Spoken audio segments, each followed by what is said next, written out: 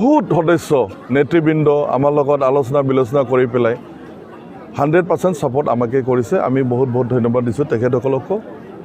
ফিল্ডত চবে কাম কৰি আছে।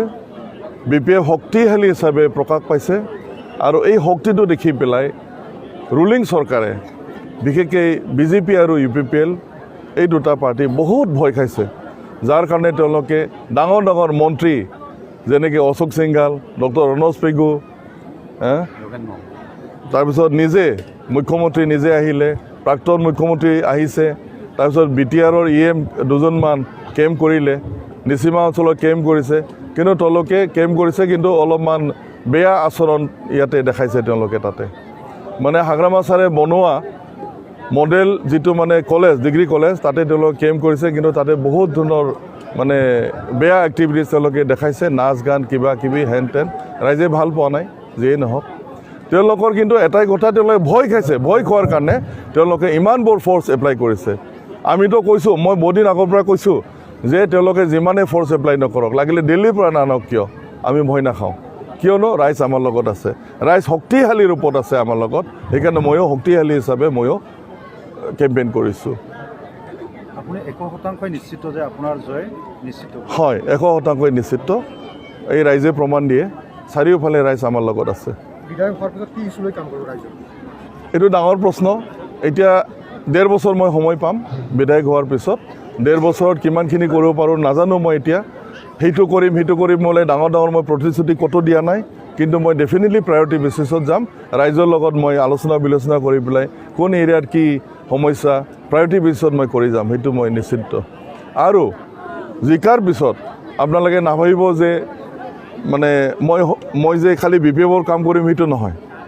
জিকাৰ পিছত গোটেই ৰাইজ মোৰ ৰাইজ, যিহেতু মই পাব্লিক প্ৰতিনিধি, গতিকে মই সকলো কাৰণে কাম কৰিম। মই UPPL, BJP, কংগ্ৰেছ বুলি মই বাছ বিচাৰ নকৰিম, সকলো মোৰ কাৰণে সমান। এইটো স্পষ্ট মই কৰি দিছোঁ আজি। তেওঁলোকৰ নিচিনা মই এক চাইডেড মই কাম কৰিব নোৱাৰোঁ। তেওঁলোকে যিটো মানে যিবিলাক ষ্টেটমেণ্ট দিছে মেইল মিটিঙত, ডাঙৰ ডাঙৰকৈ কথা কৈছে, সেইটো ফালি কৈছে, ওৱান চাইডেড তেওঁলোকৰ যিবিলাক পলিচি, যেনেকৈ এজন মন্ত্ৰীয়ে কৈছিলে, তেওঁতো একদম মানে প্ৰাক্তন আছিলে, কি কয়, সংগ্ৰামী এজন সতীৰ্থ আমাৰ, তেওঁ বৰ্তমান মন্ত্ৰী, তেখেতে কৈছে BPFক আমি অৰুণোদয় নিদিওঁ, কংগ্ৰেছক আমি অৰুণোদয় নিদিওঁ। এইটো কি হৈছে ভাই? ৰাইজত কি হৈছে?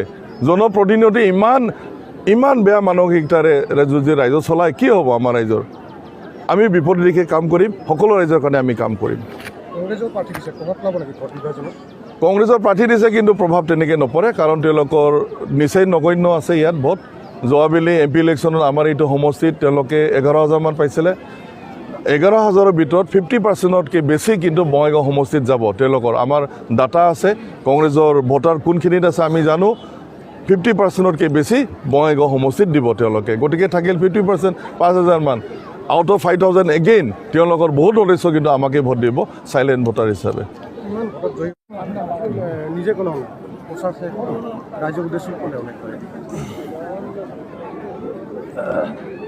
আজি আমাৰ ইলেকশ্যন কেম্পেইনৰ শেষ দিন, আৰু কিছু সময়ৰ পিছতে আমি একেবাৰে ৱাইণ্ড আপ কৰিম, বন্ধ কৰিম।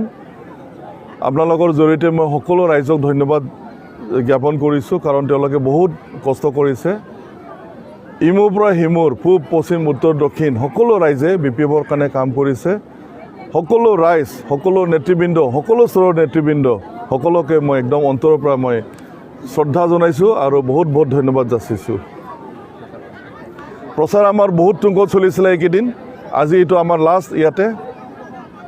গোটেই ৰাইজৰ আমি সঁহাৰি পাইছোঁ, চাৰিওফালে খালি BPF। আৰু বহুতো দল সংগঠনে ভিতৰে কাম কৰিছে, বিশেষকৈ ছাত্ৰ সংগঠন। বহুত ছাত্ৰ সংগঠন আছে যিবিলাক অপেনলি যিহেতু ছাপোৰ্ট কৰিব নোৱাৰে, ভিতৰে কাম কৰিছে তেওঁলোকে। আৰু অপেনলি আমাৰ লগত আহিছে গণ সুৰক্ষা